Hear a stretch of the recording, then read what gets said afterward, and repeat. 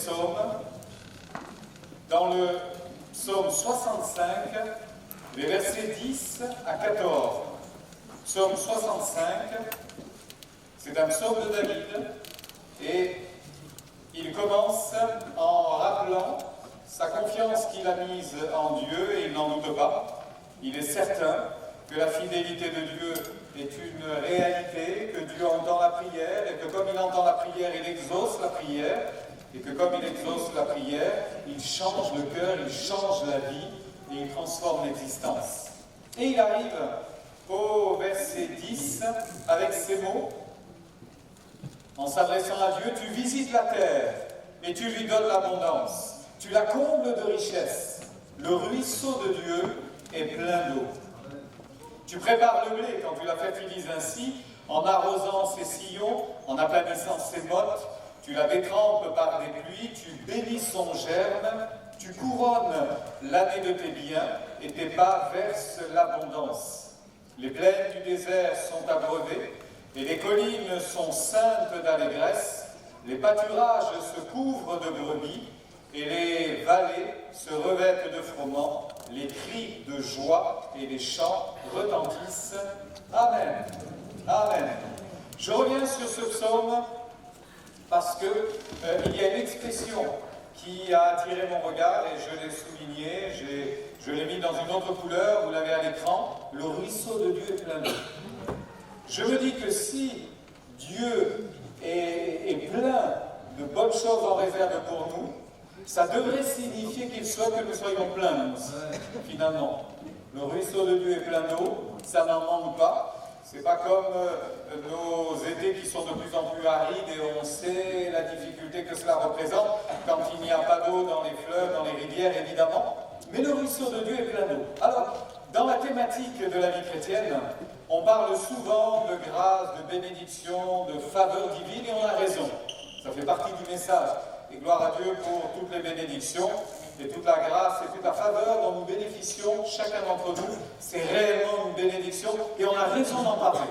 On évoque souvent, et vous m'avez entendu le faire souvent également, l'engagement dans la vie chrétienne, le discipulat, la marche avec Dieu, la vision du service. On n'est pas simplement spectateur, on est acteur avec Dieu. Et on a raison de parler de ça aussi. Vous êtes d'accord, hein? On a raison de parler de ça. Ça fait partie de la vie chrétienne. Et évidemment, c'est une réalité.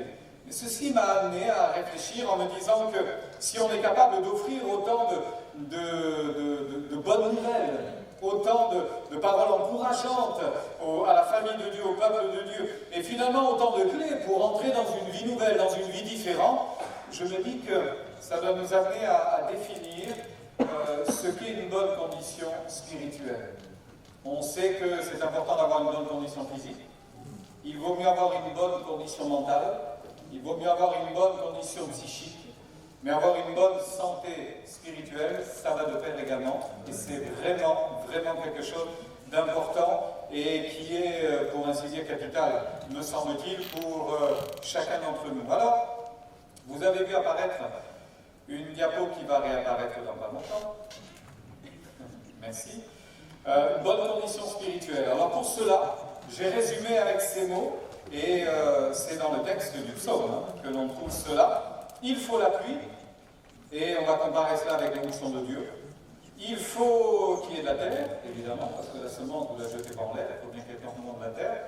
Donc ça signifie notre cœur, chacun d'entre nous.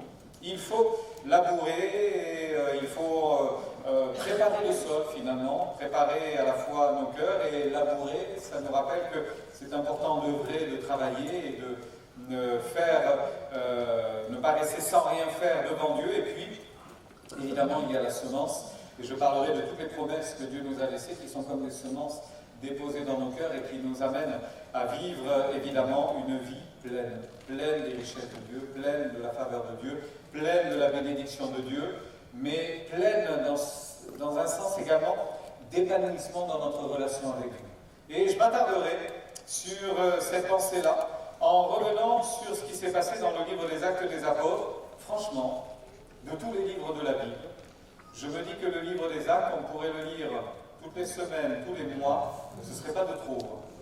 Parce qu'on a les débuts de l'Église, on a les réglages de l'Église, on voit comment l'Église finalement a grandi, comment ça s'est passé, quelle était l'attitude des premiers croyants, comment ils se comportaient, les défis, les conflits auxquels ils ont eu à faire face. Mais c'est tellement instructif, ça nous fait tellement de bien de regarder comment ça s'est construit. Alors on va revenir dans le livre des Actes, parce qu'on voit vraiment la vie chrétienne qui s'exprime concrètement. Il y a le message, il y a eu l'onction, il y a eu les cœurs bien disposés, il y a eu beaucoup de travail, et tout cela a été une riche bénédiction. On en est les fruits d'ailleurs, on a été les fruits de cette bénédiction de ce moment-là. Onction, retenez cela, plus une bonne disposition de cœur, plus l'envie de faire quelque chose pour Dieu, ça apporte toujours une bénédiction, c'est une réalité. On va s'arrêter sur quelques personnages. La diapo d'après, s'il te plaît. Barnabas. Barnabas, c'est un homme clé. Je l'entreprends comme ça, Barnabas. Pour moi, c'est un homme clé. On retrouve d'ailleurs Barnabas dès le début du livre des Actes, dès le chapitre 4.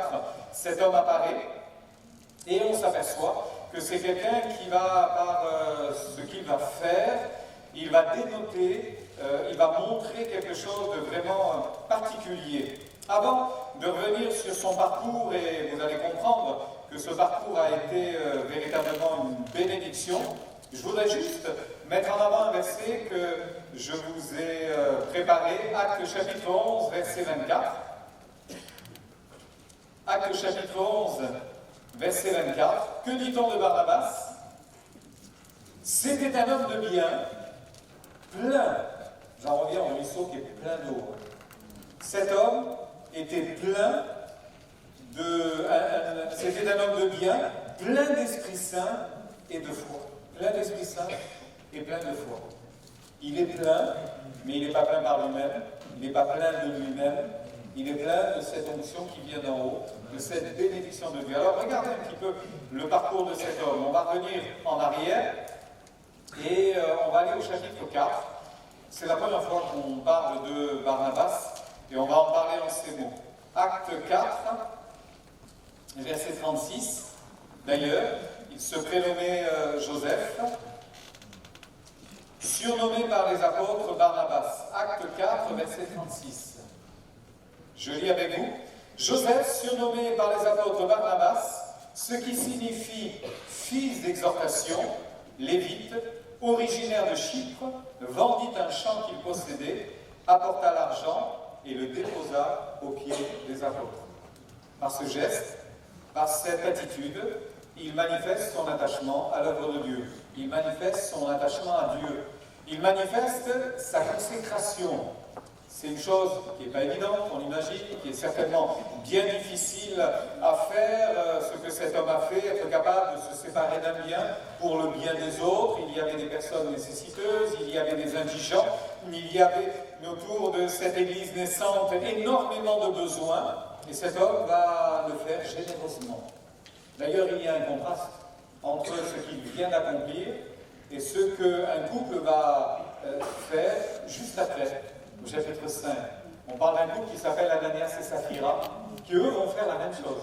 Ils vont vendre un terrain, un champ, ils vont en garder une partie et ils vont venir déposer le reste aux pieds des apôtres.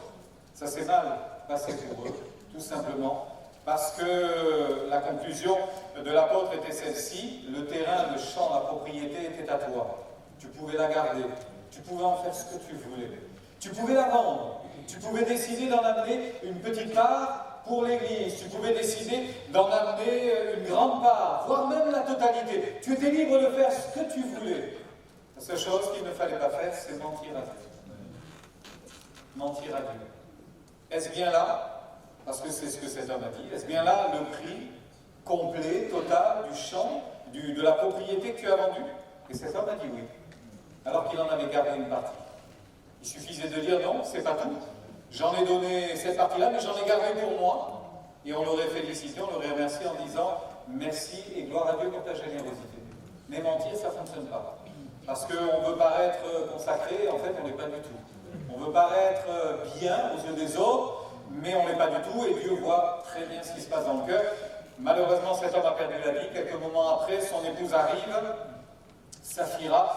L'apôtre Pierre a voulu savoir si elle était bien au courant de l'affaire et il lui a posé exactement la même question. Est-ce bien à ce prix-là que vous avez vendu le champ? Elle a dit oui. Donc ils étaient d'un commun accord, ils s'étaient concertés et malheureusement, elle va y perdre la vie. La consécration, c'est finalement s'abandonner à soi-même. Se consacrer à Dieu, c'est disparaître. Se consacrer à Dieu, c'est oublier de vivre pour nous, mais désirer vivre pour Dieu. Vous avez un exemple dans l'Ancien Testament, lorsque Anne va amener cet enfant qu'elle vient d'avoir, qu'elle a attendu si longtemps, qu'elle prénommera d'ailleurs Samuel, lorsqu'elle va l'amener auprès du prophète, du juge, de celui qui gérait spirituellement le peuple d'Israël, cet homme qui s'appelait Élie, ce sacrificateur. Quand elle va apporter son enfant auprès de cet homme pour le consacrer, la Bible dit consacrer à l'Éternel, elle va dire une phrase assez incroyable. Elle va dire une chose: je n'avais pas d'enfant, je désire un enfant. Enfin, Dieu me l'a donné, mais j'ai décidé qu'il serait prêté toute sa vie à l'Éternel. Prêté toute sa vie. Si vous me prêtez quelque chose toute votre vie, je le garde. Ah ben oui, si vous revenez dans un an pour me redemander, je dirais, ben non, tu m'as dit toute ta vie. Il était encore vivant, donc je ne serais pas d'accord, encore vivant. Donc je le garde. Non. Prêter toute sa vie. Prêter tout le temps. Il est à Dieu maintenant. Quand on se consacre, on perd quelque chose. Cette femme qui a tellement pleuré pour avoir un enfant et qui a la capacité, le courage de l'amener à Dieu en disant maintenant il est à Dieu. Vous vous rendez compte, elle n'allait le voir qu'une fois par an. Et à l'époque, on ne conversait pas sur WhatsApp. Ah ben non. Et on ne faisait pas un Zoom à l'anniversaire ou que sais-je, à une fête particulière. Bon, ben c'était comme ça. Mais quelque part, il était consacré à Dieu et il sera tellement utile entre les mains de Dieu. Toute sa vie aura été consacrée, il avait été donné par Dieu. Et quelque part, c'était un juste retour des choses, que ça revienne à lui, que ça revienne à Dieu. Consacré, c'est pas une mince affaire, être consacré. Barnabas a prouvé par là sa consécration et la suite en témoigne d'ailleurs, puisqu'il va servir Dieu. Je trouve en Barnabas un homme excessivement sensible, autant qu'inspiré d'ailleurs. On trouve cela au chapitre 9 et au verset 27. Au chapitre 9 et au verset 27. Chapitre 9 du livre des Actes, c'est la conversion de Saul de Tarse. Saul qui deviendra l'apôtre Paul. Alors qu'il devient croyant, il commence à rendre témoignage à Damas. Certains s'étonnent en disant « Mais est-ce bien là le persécuteur d'hier ?» Et il essaie de se faire entendre, mais ça ne se passe pas très bien, on a un peu des inquiétudes pour lui, il y a tout de suite des tentatives de meurtre, d'assassinat sur sa personne, donc on va l'exfiltrer, on va le faire sortir de la ville, et il va se retrouver à Jérusalem.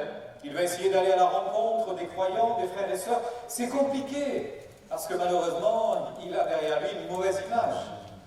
Ce qu'il a laissé derrière lui, le sillage qui est derrière lui, n'est un sillage de mort, de douleur, de souffrance, de persécution. Il a été persécuteur. Il a persécuté jusqu'à mort. Il a jeté en prison les enfants de Dieu. Donc du jour au lendemain, il se dit croyant. Certains doutaient.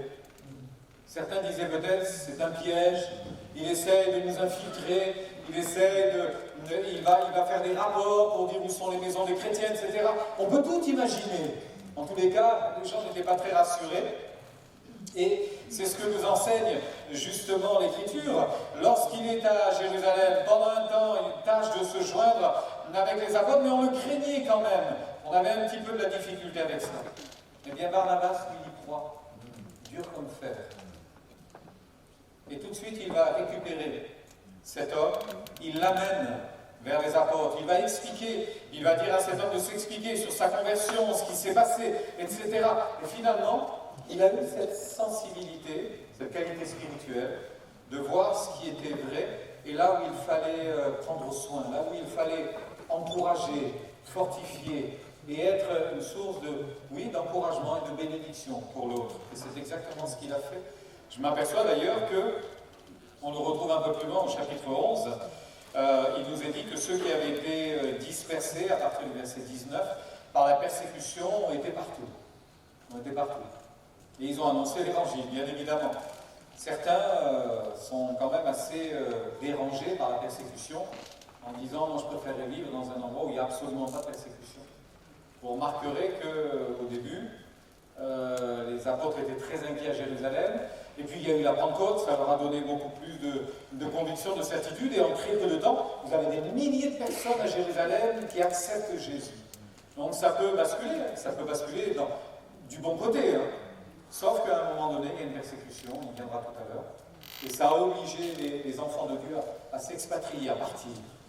Et bien, gloire à Dieu, c'est ce qui a permis à l'évangile d'aller plus loin.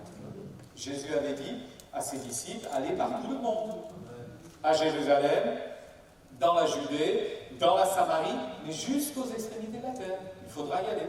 Alors comme ils ne voulaient pas y aller de même, on leur a donné un petit coup de pouce. Une bonne persécution. Ils sont partis. Et la persécution se répand. Et voici ce qu'il est dit. La persécution survenue à l'occasion d'Étienne a poussé des chrétiens à partir et ils allèrent jusqu'en Phénicie, dans l'île de Chypre et à Antioche, annonçant la parole seulement aux Juifs. Il y eut cependant, parmi eux, quelques hommes de Chypre, de Cyrène, qui, étant venus à Antioche, s'adressèrent aussi aux Grecs et leur annoncèrent la bonne nouvelle du Seigneur Jésus. La main du Seigneur était avec eux, et un grand nombre de personnes crurent, se convertirent au Seigneur. Le bruit en parvint aux oreilles des membres de l'église de Jérusalem, et ils envoyèrent Barnabas jusqu'à Antioche. Lorsqu'il fut arrivé, et qu'il eut vu la grâce de Dieu, il s'en réjouit, il les exhorta à rester d'un même cœur, ferme, attaché au Seigneur, car c'était un homme de bien, plein d'Esprit Saint et de foi, et une foule assez nombreuse se joignit au Seigneur. Barnabas se rendit ensuite à Tarse pour chercher Saul, et l'ayant trouvé, il le ramena à Antioche pendant toute une année. Ils se réunirent aux assemblées d'église et ils enseignèrent beaucoup de personnes. Ce fut à Antioche que pour la première fois les disciples furent appelés chrétiens. C'est un homme qui est visionnaire, parce qu'il est sensible, il est inspiré, mais vous avez remarqué, on l'envoie du côté de cette région pour voir un petit peu qu'est-ce qui s'est passé là-bas. Vous avez des gens originaires de Chypre qui étaient venus annoncer l'évangile à d'autres qui n'étaient pas juifs, et l'évangile se répand. Je vous ferai remarquer d'ailleurs qu'on a envoyé Barnabas peut-être pas pour rien, parce qu'il était originaire de Chypre. Donc culturellement, il pouvait peut-être mieux comprendre ce qui se passait là-bas. Donc on a envoyé la bonne personne, parce que il était la bonne personne. Il n'a pas refusé, il n'a pas dit j'ai autre chose à faire, je suis pris, là mon agenda il est un peu bouqué, je suis plutôt attendu ailleurs. Non, il y a été. Et quand il a vu ce qui se passait, je suis étonné de la réaction si simple. Aucun problème. On croit comme ceci, on pratique comme cela, allez-y, continuez. Mais est-ce que c'est bien comme ça qu'il faut faire? Je rajoute, j'extrapole, mais c'est le genre de question qu'on se pose quand on devient chrétien. Mais qu'est-ce que je peux faire? Est-ce que je peux encore faire ceci? Est-ce que j'ai le droit de faire cela? Il y a tout un tas de questions parce que curieusement, on a une fâcheuse tendance à souvent ramener la foi et notre relation avec Dieu à une pratique liée de possibilités et d'interdictions. Tu as le droit, tu n'as pas le droit, tu peux pas, etc. Donc là, on aurait pu se poser ce genre de questions, vu le contexte, vu d'où l'on venait. Mais je m'aperçois qu'avec beaucoup de sagesse, Barnabas va simplement les exhorter à rester d'un cœur ferme attaché au Seigneur. Continuez. Et si vous faites quelque chose qu'il ne faut pas faire, le Saint-Esprit vous le dira. Continuez. Et s'il y a des choses que vous avez du mal à lâcher, Dieu vous permettra de le faire. C'est lui qui agira. L'interdit, ça ne fait jamais du bien. L'interdit, ça ne fait jamais du bien. Par contre, la sensibilité à la voix de Dieu, ça encourage. Ça fait du bien. Parce que vous pouvez dire à quelqu'un, tu n'as plus le droit de faire cela, s'il n'est pas convaincu, il n'arrêtera pas. Mieux, il va le faire en cachette. Ben oui. J'ai connu des personnes qui, malheureusement, ont eu beaucoup de mal à se débarrasser de la cigarette. Parce que, quelque part, c'est un lien. Certains en sont terriblement esclaves. Hein. Dans ma propre famille, ma mère était capable de fumer 2 à 3 paquets de cigarettes par jour. Donc, vous êtes un peu esclave quand même quand c'est comme ça. Hein. Et puis, ça vous détruit la santé. Et c'est impossible. Je me souviens de cet homme qui expliquait que quand il tombait en panne, c'est un chrétien, juste avant qu'il ne soit chrétien, il était vraiment, il le dira lui-même, esclave de la cigarette, à tel point que quand il arrivait le week-end et qu'il fumait sa dernière cigarette, il allait dans le cendrier, il récupérait tout ce qu'il avait écrasé, là. Il en faisait de nouvelles cigarettes, et quand il avait épuisé ça, il écumait la ville entière pour trouver un tabac ouvert. Il y passait des heures durant la nuit parce qu'il ne tenait plus. Il ne tenait plus, il était en manque. Forcément, il était en manque. Mais on a rencontré quelquefois des chrétiens, des nouveaux qui ont fait une belle expérience avec Dieu et qui se battent contre ça. Se battent contre ça, ils ont vraiment du mal. Et gloire à Dieu, ils auront la victoire parce que Dieu va les honorer et Dieu va leur donner la victoire. Mais en attendant, c'est pas simple. Et quelquefois, on leur dit, mais c'est pas bien ça, il faut que tu arrêtes. Ils le savent. Hein. Il faut que tu arrêtes. C'est pas bien, tu ne peux pas continuer comme ça. C'est pas bien. Alors ils font les efforts. Et vous savez ce qu'ils font? Ben, ils vont fumer en cachette. Ben oui. Parce qu'ils ne veulent pas vous voyer. Parce qu'ils veulent vous laisser espérer que ça y est, ils s'en sont débarrassés. Mais ils bataillent et ils luttent. C'est hypocrite finalement. Donc arrêtons de jeter sur les épaules de qui que ce soit des fardeaux qu'ils ne sont pas capables de porter. Laissons à Dieu le soin de le faire, sachant que la sainteté, on ne va pas l'avoir au rabais, c'est vraiment précieux, c'est vraiment important. La sainteté, c'est vraiment important. Et là, je me rends compte qu'il ne va pas bien loin, il dit Dieu va vous bénir. En tous les cas, restez attachés d'un cœur ferme à l'Éternel. Restez attachés d'un cœur ferme à l'Éternel. Et puis vous avez remarqué, il dit tiens, puisque je suis là, je vais aller prendre des nouvelles de Saul. On pense qu'il s'est passé pas mal de temps entre le moment où on l'a renvoyé à la maison, en disant écoute, rentre chez toi, mets-toi un peu au vert, et puis on te donnera signe, hein. On reviendra vers toi. Ça a mis du temps. Ça a mis du temps. Quand il rend témoignage, il expliquera qu'il est resté des années et des années à faire son travail tout seul, bien loin de l'Église. Pourquoi? Parce que sans doute, on devait avoir peur, ou alors ce n'était pas une priorité, mais pour Barnabas, ça l'est devenu à ce moment-là. Il a dit on ne peut pas le laisser là, c'est pas possible. C'est un joyau entre les mains de l'Éternel, il faut l'utiliser. Un joyau entre les mains de Dieu, on ne peut pas le laisser comme ça, c'est un visionnaire. Et il va aller chercher Paul. Ce n'est pas la première fois qu'il va aller récupérer quelqu'un. Un peu plus loin dans le livre des Actes, c'est lui qui va partir parce que le Saint-Esprit dira « Mettez-moi à part Saul, Paul et Barnabas pour l'œuvre à laquelle je les ai appelés. » Et ils vont partir pour leur premier voyage missionnaire. Et ils ne vont pas partir que tous les deux, ils vont emmener d'autres personnes avec eux, et notamment, Barnabas va emmener son cousin qui s'appelle Marc. Il commence le voyage missionnaire, et assez rapidement, Marc dit « Je rentre à Jérusalem, je rentre à la maison, je vous accompagne plus. » Ça va dû se passer assez facilement, puisque lors d'un prochain voyage missionnaire, il nous est dit que Paul voulait repartir avec Barnabas, et Barnabas a dit « J'aimerais bien qu'on emmène Marc, une deuxième chance. J'aimerais bien qu'il vienne avec nous. » Et Paul a dit « Hors de question. Il nous a lâchés une fois, j'en veux pas. » Il était dur, hein. Il était dur, hein. J'en veux pas. Et Barnabas a insisté, à sa manière, plein de foi, un homme de bien, plein du Saint-Esprit, plein de foi. La foi, c'est espérer ce que l'on ne voit pas encore. Hein. Donc il se dit, il faut qu'on l'emmène. Une erreur de jeunesse. Il a besoin de se fortifier. Il a sans doute appris. Il va nous être utile. On va pouvoir faire quelque chose avec lui. Et Paul dira, jamais, jamais, je ne veux pas. Eh bien, Barnabas dira à Paul, ok, eh bien moi je partirai avec lui. Et on se sépare. Ils se sont séparés. Ils se sont séparés. Franchement, refuser un voyage avec l'apôtre Paul, si moi je vous emmène en voyage et que vous me dites j'ai pas trop envie d'y aller, je comprendrais. Mais avec l'apôtre Paul, c'est pas pareil quand même. Hein. On n'a pas envie de dire non. Hein. On a envie de dire personne ne quitte ma place, hein. Moi je veux y aller. Hein. Et lui il a dit non, tant pis, on partira ensemble. Ça a été d'ailleurs l'occasion d'un dissentiment assez vif. Ils ont franchement vraiment dû se disputer à ce moment-là.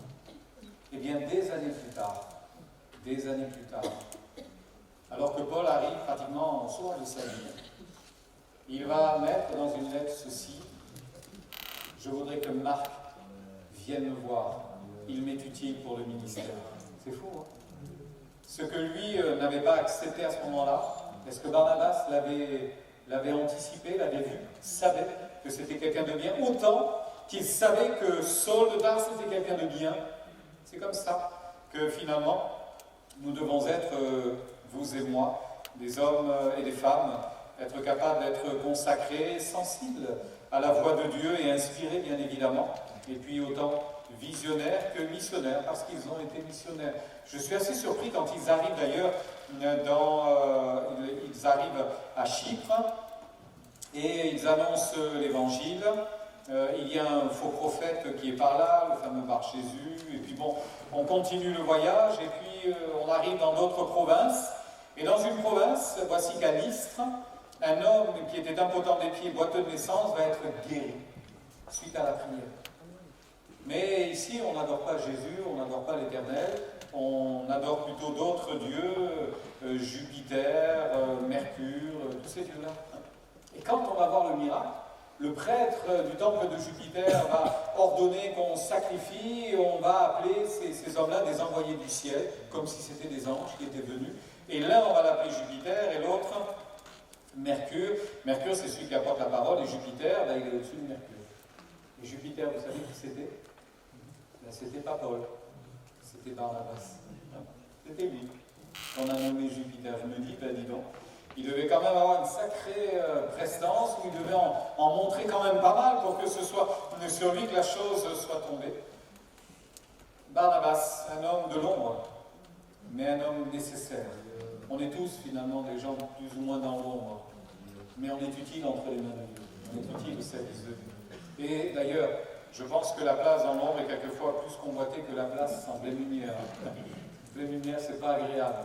Mais dans l'ombre, on peut faire tellement de choses, en toute discrétion, avec humilité, mais avec conviction, et puis surtout avec réussite. Je m'aperçois que Barnabas, je continue, parce qu'on peut en dire, il est plein. Donc pour l'instant, je n'ai pas encore vidé tout ça, il en reste encore. Il était plein. Plein de foi, plein d'Esprit Saint. Et je m'aperçois que dans les débuts de l'Église, il y a eu un conflit entre les Juifs convertis à Jésus, ceux qui n'étaient pas Juifs, qu'on nommait les Grecs ou les païens, qui étaient convertis à Jésus. Dans la pratique de l'Église, il y avait des couacs. À cause de leur arrière-plan culturel, il y avait des couacs. Certains voulaient imposer des choses et les autres disaient « mais non, on n'a pas besoin de ces choses-là. On ne l'a jamais fait, pourquoi il faudrait le faire maintenant ?» Du genre la circoncision, l'obéissance à la loi, sous quelques formes. Donc, c'était pas évident, et l'Église a failli se déchirer en deux. Et puis, à Jérusalem, on a pris le problème à bras-le-corps, on a compris que c'était une réelle difficulté, un réel problème, et il y a eu une sacrée discussion. Paul et Barnabas, qui revenaient de leur voyage missionnaire, ont expliqué les raisons de ces tensions. Et il y a eu une vive discussion là encore. Chaque fois que vous lisez vive discussion, ça veut dire que ça a chauffé. Il y avait l'électricité dans l'air, vraiment, c'était très chaud. Et donc, on a discuté. On a essayé de trouver un terrain d'entente, et en fait, on a missionné, une fois de plus, comme un conciliateur, comme un modérateur, Barnabas. Tu vas aller là-bas, et tu vas leur expliquer comment il faut faire les choses. Bon, il n'était pas seul, il était accompagné, avec Paul, et puis d'autres encore. Mais il y sera. Il sera encore de j'ai envie de dire, de cette aventure-là. Plaise à Dieu que nous soyons nous aussi des modérateurs. J'ai connu quelqu'un, ça c'est assez fascinant. J'ai connu quelqu'un, quand il entrait dans une discussion, il faisait tout exploser à chaque fois. C'est bizarre. Hein? À chaque fois qu'il intervenait, ça partait de travers. C'était vraiment pas un homme de paix, hein. C'était plutôt un homme d'épée. Hein. Impressionnant. Ça partait toujours de travers, à tel point que quand il fallait discuter de choses importantes, on s'assurait pour qu'il ne soit pas là.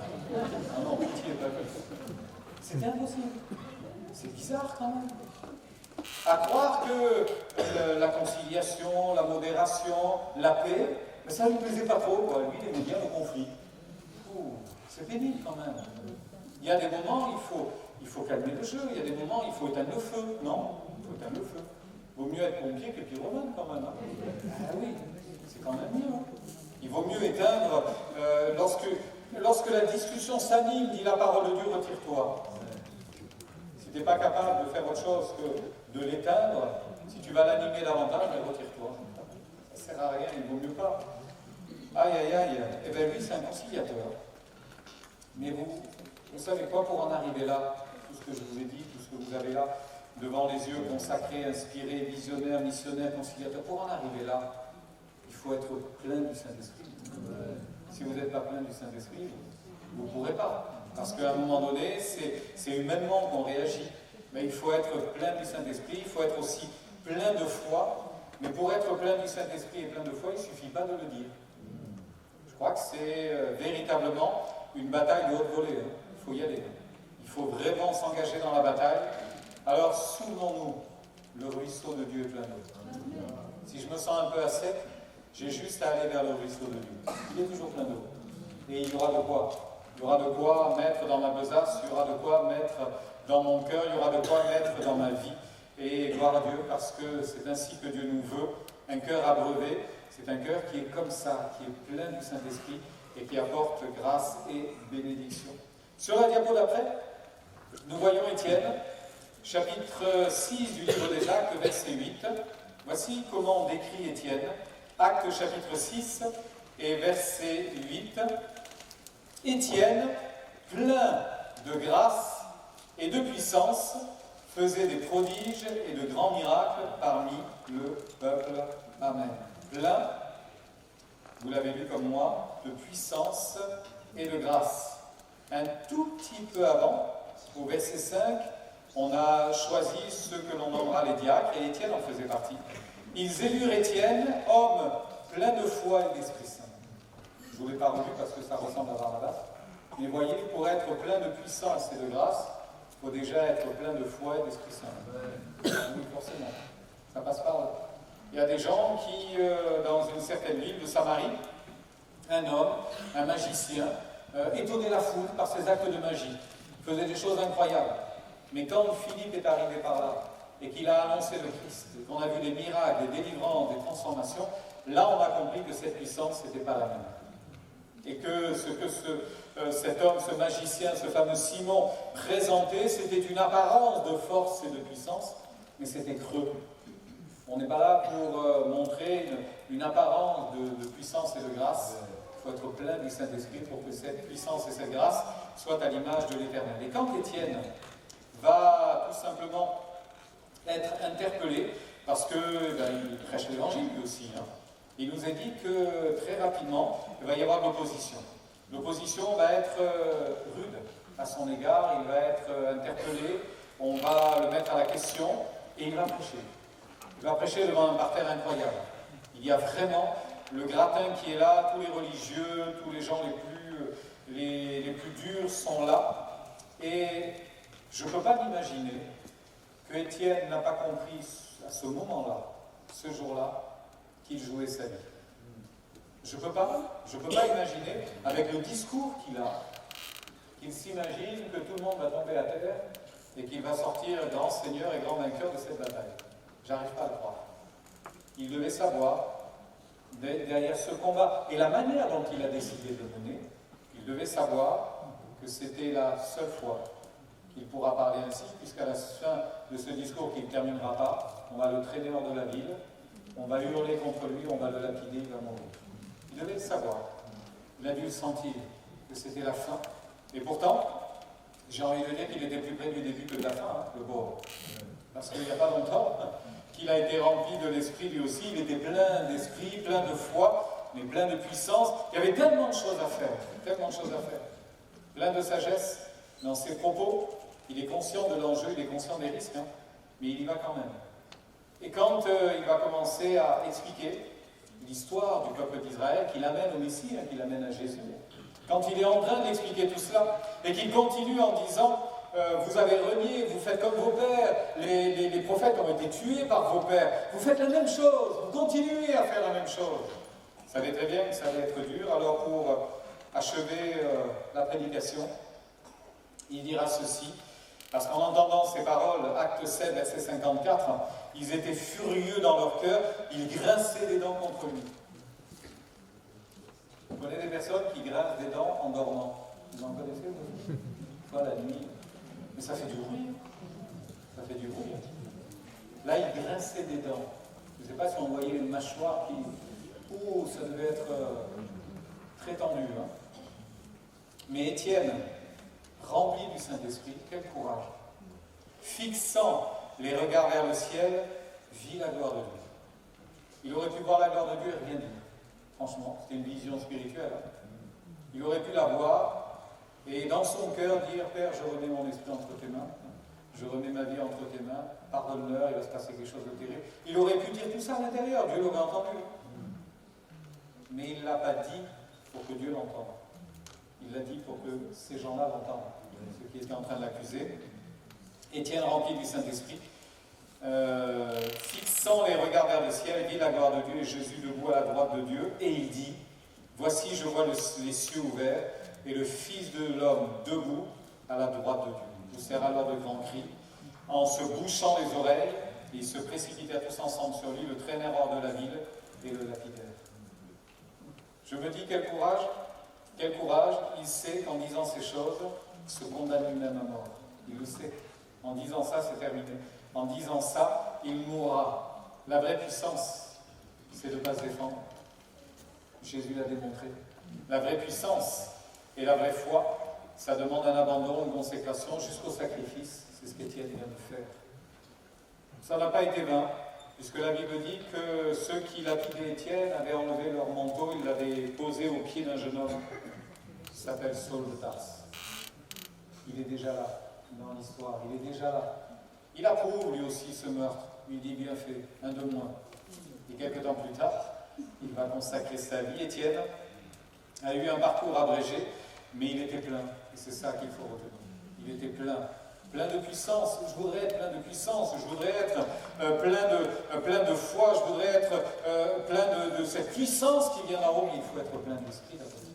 Il faut d'abord être plein d'esprit et être plein de sa grâce. Et je terminerai avec le témoignage de cette femme, la diapo suivante, Dorcas, chapitre 9, verset 36. Alors elle, c'est, me direz-vous, peut-être dans un autre registre, quoique.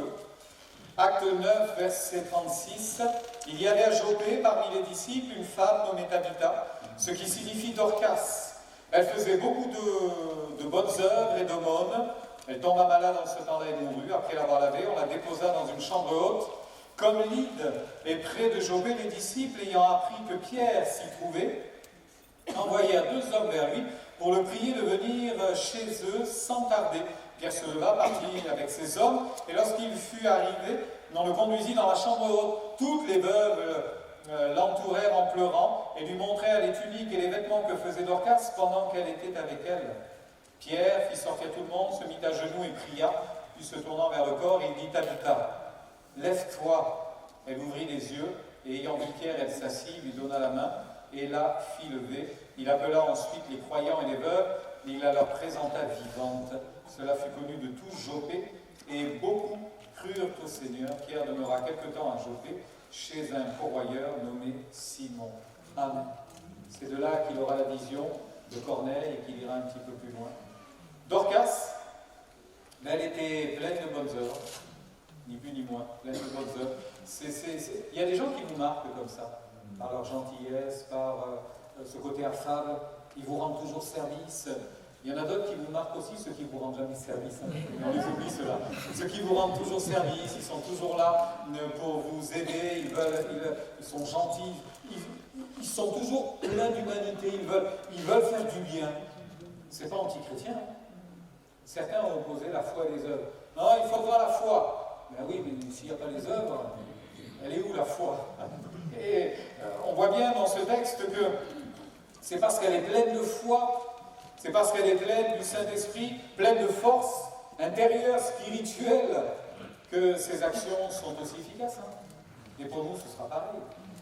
Quelquefois, on en a fait, ça n'a servi à pas grand-chose, ben peut-être qu'il manquait l'élément essentiel.